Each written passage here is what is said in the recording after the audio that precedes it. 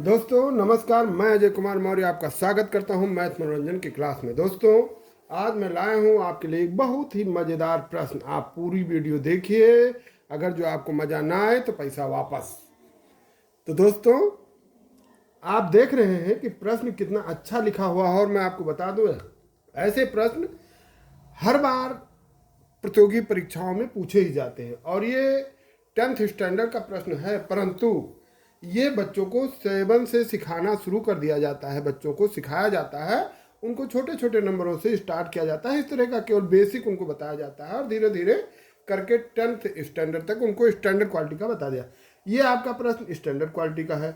जैसा कि प्रश्न लिखा है, finding the sum of the squares of 2 consecutive positive even और ओड नंबर्स। आप प्रश्न समझ ही गए होंगे कि दो क्रमागत धनात्मक सम या विषम, जो सम या विषम संख्या होती है उनके वर्गों का योग। दोस्तों आपने देखा होगा इस तरह के प्रश्न आते हैं और पढ़ाते हैं बहुत सारे विद्वान। ऐसा यूट्यूब पर आपको पढ़ाते हुए मिलेंगे, पढ़ाए भी होंगे, लेकिन ऐसा प्रश्न कोई नहीं लाया होगा कि उसमें कोई वो दो वर्गों का योग निकालना सिखा देते हैं। ठीक है, अच्छी बात है। मेरा मानना है कि ये मैं कुछ अलग तरीके से लाया हूँ। इसमें हम आपको दो वर्गों का जो योग है वो हम पहले बता देंगे, फिर आप बताएंगे कि वो दो संख्याएं कौन सी है जिनके वर्गों का योग ये नंबर आ रहा है। कोई भी संख्या आप बड़ी आसानी से निकाल सकते हैं जब आपको, अगर जो इस तरह का प्रश्न हो, और मान लिया ये कोई हाई स्कूल का बच्चा देख रहा है, तो इसमें हम आपको बेसिक तरीके से भी लगाना बताएंगे। मान लिया जैसा ये कह रहा है, दो ऐसी संख्या जिनके वर्गों का योग, और वो सम या विषम कुछ भी हो सकती है, उनकी वर्गों का योग। अब मान लिया हम कोई नंबर ले लेते हैं, जैसे हमको मानना पड़ेगा बेसिक तरीके से, तो यही है। मान लिया वो दो संख्याएं कौन सी हैं जिनकी वर्गों का योग कुछ भी है। मान लिया 394।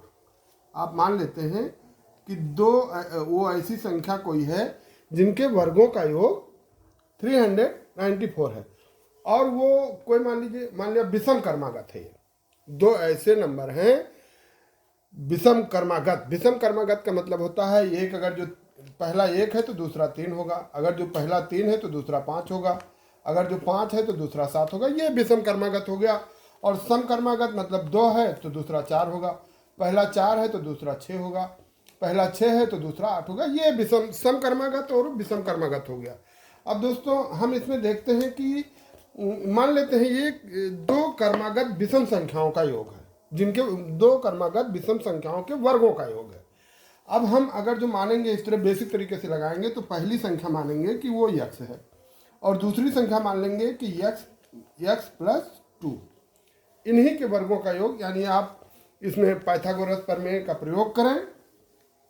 एक्स स्क्वायर, पाइथागोरस प्रमेय न कह करके आप द्विघात समीकरण या जो भी कह सकते हैं, plus x plus 2 square equal to 394। ये दो विषम क्रमागत, यानी ये कोई भी नंबर हो सकता है, और इसमें 2 प्लस किया जाएगा तो विषम क्रमागत दूसरी नंबर आ जाएगी।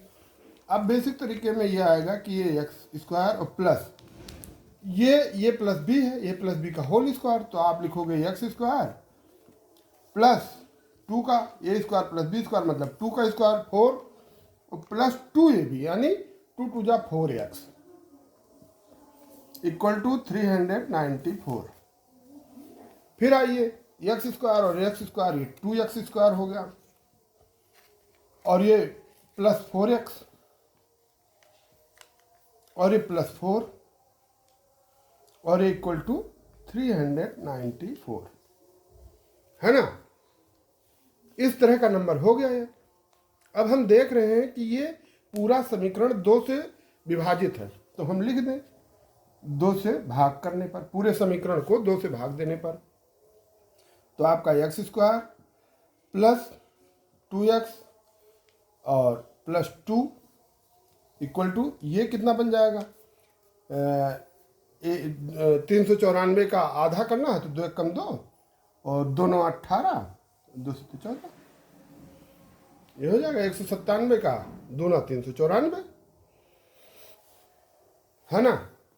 अब आप इसको पक्षांतर कर लें, यानी x square plus 2x plus 2 minus 197, क्योंकि दाहिने से राइट से लेफ्ट लाएंगे तो पक्षांतर हो जाएगा। यहाँ पर द्विघात समीकरण, और द्विघात समीकरण के द्वारा ही लगाया जाता है। तो आपका एक्स स्क्वायर प्लस 2x, और ये प्लस 2 है, माइनस है, तो माइनस 195 इक्वल टू 0। अब द्विघात समीकरण में आप जानते हैं कि इसको इस तरह दो भागों में विभाजित किया जाता है कि इस 2 को प्लस माइनस करें दो आए और उनका गुणनखंड ये आ जाए।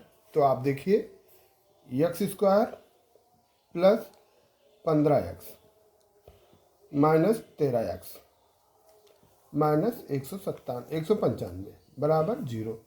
13 और 15 का गुणा करेंगे 195 आएगा।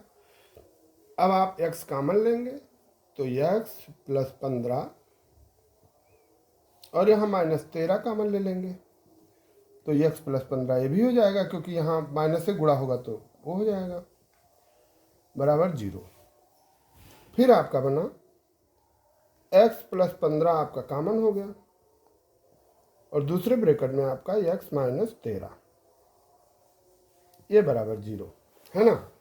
अगर जो ये पार्ट 0 है, चूंकि इन दोनों का गुणनखंड 0 आ रहा है तो इसमें एक पार्ट 0 है, तो ये यदि 0 है तो x बराबर 13, पक्षांतर करेंगे दूसरी तरफ जाएगा प्लस, और यदि ये 0 है तब x बराबर ये 15 को पक्षांतर करेंगे तो माइनस 15। तो ये माइनस है तो ये अमान्य है, आपका सही यही रहेगा कि x बराबर 13। अगर जो x बराबर 13 है तो पहली संख्या तो हमको ये मिल गई, और यानी पहली संख्या 13 है, और दूसरी संख्या हमारा 13 प्लस 2 यानी 15 है। अब अगर जो इन अंकों का हम वर्ग करेंगे, 13 का वर्ग करेंगे 169, और 15 का करेंगे 225, यानी इसको स्क्वायर किया जाए अगर जो, तो ये आएगा। जोड़िए 9 5 14 4 आते हैं 1, 6 2 8 1 9 2 1 3 394 नंबर आ गया। दोस्तों ये तो हुआ विस्तार से, ये क्लास 10 के बच्चों के लिए या जो बच्चा किसी क्लास में पढ़ रहा है उसके लिए बहुत सुटेबल और बहुत अच्छा प्रश्न है ये। वो तो विस्तार से लगाएगा, समझ गया होगा, और हमारा ख्याल है बहुत सरल भाषा में मैंने समझाया है, तो बहुत अच्छे से वो समझ भी गए हैं, आप भी समझ गए होंगे। इसको दोस्तों मिटाते हैं। अब हम बताते हैं ट्रिक। ये सवाल लगाने में आपको 2 4 5 मिनट का समय लगेगा। हम ट्रिक बताएंगे जो आप लगाएंगे 1 सेकेंड में, 1 से 2 सेकेंड लगेगा, उससे अधिक आपको लगने वाला नहीं है। फार्मूला हम आपको फार्मूला बता दें, लेकिन फार्मूला केवल बताने में 2 मिनट लग सकता है। जिस दिन जैसे ही आप फार्मूला जानेंगे फिर आपको सेकेंडों में इसका उत्तर निकालने में लगेगा। जैसे मान लिया हम फार्मूला भी लिखेंगे, ये जो नंबर भी दिया, मान लिया यही नंबर दिया है 394 माइनस 4/2, जो नंबर दिया है उसमें से 4 आप माइनस कीजिए। अब आपका ये हो गया 390/2। अब इक्वल टू करेंगे इसको तो कितना बनेगा 195, ये बनेगा।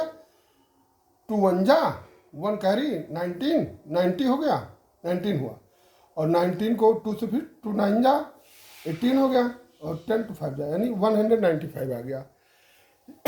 जो ये 195 आया, आप द्विघात समीकरण में क्या करते हैं, बीच वाले पद को ऐसे 2 पार्ट में डिवाइड करते हैं कि अंतिम वाला उसका गुणनखंड आ जाए, गुणनखंड यही तो नंबर है 13 × 15, यानी वो संख्या 13 और 15 है।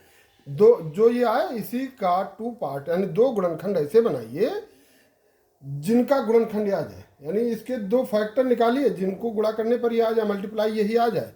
बस आपने देखा, ज़्यादा से ज़्यादा 2 सेकंड 3 सेकंड लगा।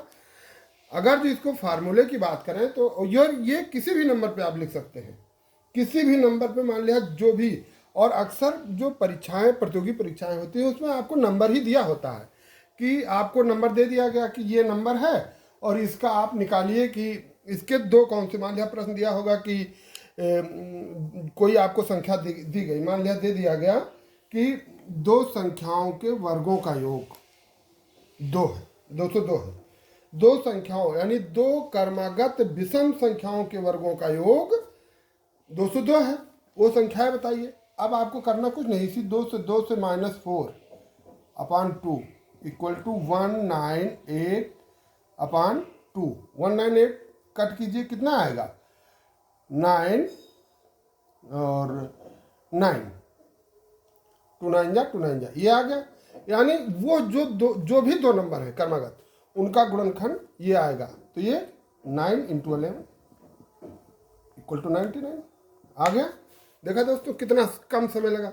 कोई नंबर मान लिया, इससे कोई अलग नंबर दे दे, मान लिया आपको दे दे, क्या दे दे 650 दे दिया कि ये दो क्रमागत सम या विषम कोई भी हो सकता है, सम या विषम संख्याओं के वर्गों का योग है ये 650। तो आपको करना क्या है, 650 - 4 upon 2 equal to 646 upon 2 equal to 323। अब आपको 323 का फैक्टर निकालना है। किस संख्या का ये गुणनखंड है, आप देखिए 17 और 19। इसको मल्टीप्लाई कीजिए, किसी भी 17 और 19 का गुणनखंड आप कीजिए, 17 और 19 का गुणनखंड आपका यही नंबर आ जाएगा 323 करके आप देख सकते हैं। इसका गुणा कीजिए, यही आएगा गुणनखंड। देखिए 17 9 17 छक्का 17 119 17 136 17 9 153 153 आया। 153 का ये 3 लेंगे, 15 आपका कैरी हो जाएगा। 17 कम 17 और 15 17 और 15 32 आ गया ये नंबर। यानी गुणनखंड करेंगे सम या विषम कोई भी नंबर वो हो सकता है। आप कोई नंबर सोच लीजिए, मान लिया 452 452, वो नंबर 452 है। अब 452 को आपको करना क्या है, इसमें से -4 कर दीजिए, अपान 2 कर दीजिए, ये पार्ट अलग है, अपान 2 कर दीजिए। तो ये 448 ये दो ना, 458 अपान 2, तो ये क्या बना 224। अब इसके दो गुणनखंड निकाल लीजिए, 224 के दो गुणनखंड 16 × 14 14 × 16 14 × 16 14 6 जा या 16 4 जा, आप इससे करें 16 4 जा 64 कैरी 6 और 16 1 जा 16 एंड 6 2 2 4 आ गया। यानी आप कोई भी नंबर दिया हो, XYZ कोई नंबर आपको दिया है, उस नंबर को उसमें से सबसे पहले आपको करना है 4 माइनस करना है, 4 माइनस अपान 2 यानी 4 घटा करके 2 से भाग दे दीजिए, और जो नंबर आए वही नंबर उन दो संख्याओं का गुणनखंड होगा जो नंबर दिया है। यानी आप इसमें लिख सकते हैं जो संख्या दी गई संख्या -4 अपान 2, और ये बराबर होता है पहली संख्या, हाँ पहली संख्या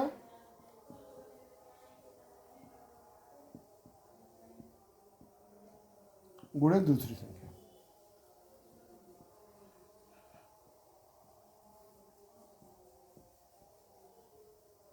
तो दोस्तों आपने देखा कितनी आसानी से, कितनी सरलता से इसको किया जा सकता है, बड़ी आसानी से किया जा सकता है। कोई नंबर लेकर के आप बड़े आसानी से, ये छोटा बड़ा नंबर कोई भी हो, आप लेकर के इसको बड़ी आसानी से हल कर सकते हैं।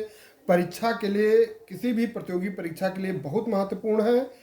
मेरा मानना है हर वर्ष इस तरह के परीक्षा में प्रश्न पूछे ही जाते हैं, कोई भी प्रश्न हो, परीक्षा हो।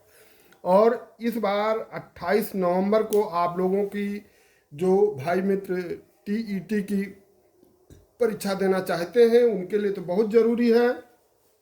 इस तरह का कोई ना कोई प्रश्न हर बार पूछा जाता है। आपको कोई नंबर दे दिया जाएगा, कोई भी नंबर, और पूछा जाएगा कि दिए गए नंबर को आप ध्यान से पढ़िए। इसी तरह नंबर दे दिया गया कि दिया गया नंबर दो क्रमागत धनात्मक संख्याओं के वर्गों का योग है, आप वो संख्या बताएं।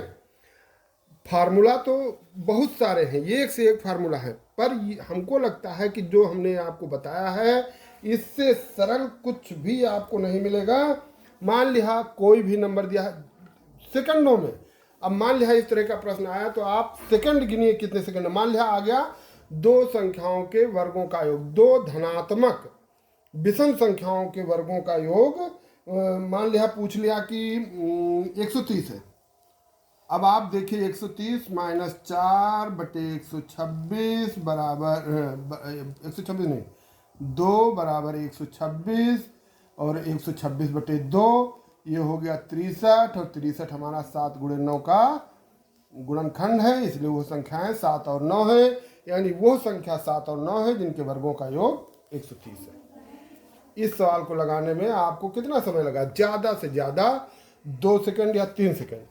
तो मित्रों, आपको अगर जो मेरा बताया है ये ट्रिक अच्छी लगी हो, पसंद आई हो, मज़ा आया हो, तो आप मेरे इस वीडियो को स्वयं तो लाइक, शेयर, कमेंट और सब्सक्राइब कीजिए।